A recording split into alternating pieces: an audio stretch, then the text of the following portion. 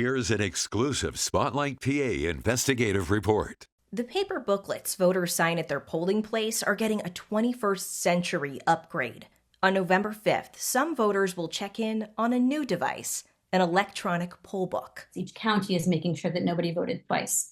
Under the old system, the paper system, poll workers have to scan all those barcodes by hand. It's extremely labor intensive. It's takes a long time. And so with E-Pollbooks, you can do poll book reconciliation by just pressing a button, and it happens much more quickly. There's less room for human error. Journalist Katie Meyer found 25 of Pennsylvania's 67 counties used electronic poll books in the 2023 general election.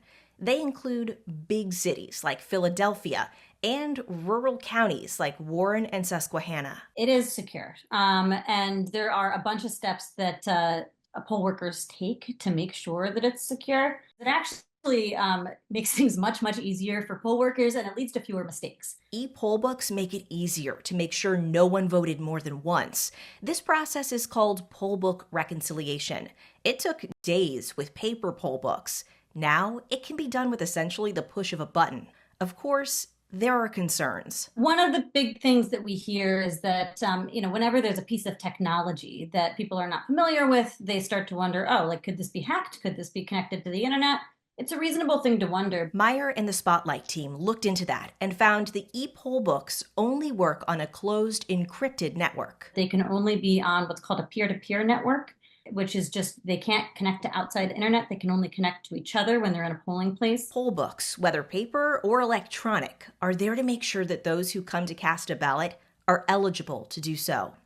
Our partners at Spotlight PA found these new devices make our Commonwealth's elections more secure and trusted. I'm not trying to say that elections are perfect and nothing bad ever happens. However, I'm saying they are very secure. When you start to learn about these systems, the concept that there could be widespread fraud in an election, fraud big enough to overturn a presidential election, it's really not feasible. Spotlight PA's goal with this story and others like it are to get ahead of election-related lies before they spread. Our strategy with this story, this E-Pollbook story, and a bunch of others that we have on our site right now was to, find elements of the election process where we have in the past seen some misinformation and do what we call a pre-bunk. So just put the good information out there in advance so that it's there if something does come up.